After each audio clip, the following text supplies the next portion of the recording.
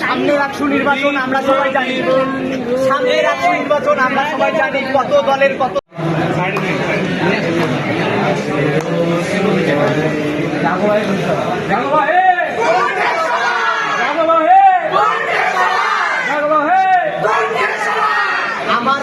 আমি নেব যাকে খুশি তাকে দেব, থাকবো না আর ঘরের কোণে, অংশ নেব নির্বাচনে, ভোট দেব ভোটের দিনে।